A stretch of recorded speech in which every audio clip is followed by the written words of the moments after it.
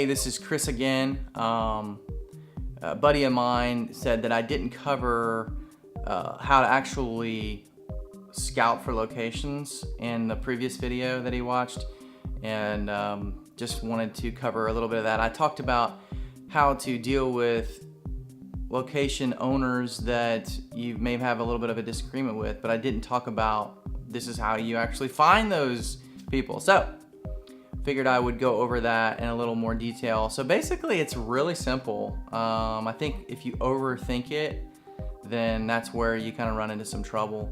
But essentially all I had to do was, let me just go one location at a time. Okay, first we had a scene in a restaurant that needed to be filmed. And so we thought we had found a restaurant in downtown Lakeland, and a friend of a friend told us, introduced us to the owner via text, and they were totally happy to let us use their location. And then when it actually came down to scheduling an exact date, they started just, I don't know, we're really busy and got a lot of people we're booked. And you know, I don't want to fault them for anything. They're running their business. They do a lot of catering, and this is the holiday season, and so it's just really busy. But that's kind of what comes with the territory. If you're trying to do this on no budget and you're asking people to use it without offering them any money, that's the tough part. It's a little bit different if you are offering money, but people are still very kind in most cases, and they will, once you start talking about the vision of your film, you just gotta have to sell them on it. And the best place to start, like I said, was with a friend. I started talking with friends and said, hey, do you know this person? This is what I need. Do you know anybody who owns a restaurant? So that fell through. And then I went and talked to a guy who owned a gas station who was a friend of Brett's. And then that I went on for like, I don't know, I probably went and visited with him 4 or 5 times. One time I stayed and just talked with him for like 2 hours, and it just nothing that I could do could rectify the situation, because he had a landlord. The landlord wanted money. He wanted like $10,000 for us to film, and I'm like, I can't do that. So I ended up just abandoning that and going down the street to another gas station, and I just walked in off the street. If you can get in front of people face to face, it's a little bit better than reaching out to them through other means like a telephone or even through Facebook. And so we still haven't nailed down that was like last weekend that I talked to that guy who owned the gas station. He still hasn't committed to anything. We found another location. I started talking with a group of friends, saying, hey, you know anybody who owns this restaurant in downtown Lakeland? And one of the guys like, hey, he's my next door neighbor. So friends and family, just ask around, just say, this is the kind of building I'm looking for. And just as a kind of a side point, the location scouting is a big deal in terms of how your finished product's going to look.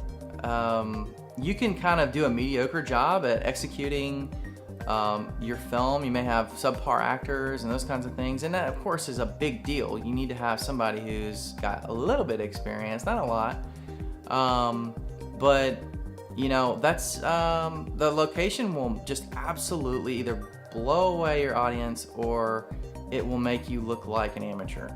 And so I'm very picky about the location. I have an exact look that I have in my mind, and then that's where I scout. I'll start looking for places that fit that look or come close enough that we can move some things around, do some lighting, that kind of thing. The pawn shop was also a friend of Brett's, and they said yes almost immediately, but that did take a little convincing. You know, you got to stay on top of it and follow up with people, sometimes 3 or 4 weeks after the initial introduction. And so there is some follow-up that needs to be done, but ultimately just asking, just being willing to ask, and when they say no, then being willing to just move on to the next one on the list. It's just like if you've been in sales, that's exactly what it's like. But we filmed there, and the pawn shop itself was great. The thing about the pawn shop was there are so many interesting things to film in that space because it's a pawn shop. I mean, all your props are already there. the lighting situation wasn't great. It was, and I talk about that in a blog post actually on the website here. NorsePictures.com, by the way, is the website I'm referring to if you're watching this on YouTube. So, you know, it was a fluorescent situation. There was a lot of fluorescent lights, and it was very ugly. I wanted kind of like this moody, low-key kind of look to it, almost like a seedy location. So what we ended up doing is we used this, it's basically weed blocker is what it is. And the weed blocker comes in these big rolls. You know, you can buy 75, 100-foot rolls. And they're not too expensive, 20 bucks or so for a roll. And we skirted some of the lights to control the spill of the fluorescent light. Just kind of goes everywhere, it just washes everywhere. So we put skirts all around the lights, and we actually unscrewed some of the light bulbs. We could control certain zones, but not all zones, and so we went through the place and unscrewed what we need to unscrew and turned off lights completely and just used some of our own lights. But it was a very simple lighting setup. But the pawn shop was close enough to give that feel, and that's why we chose it as a location. And then the hotel, no one knew the hotel owner. And I actually had my intern, Emilio, reach out to the hotel owner through Facebook. And the guy was like, yeah, sure, come on down, I'd love to have you.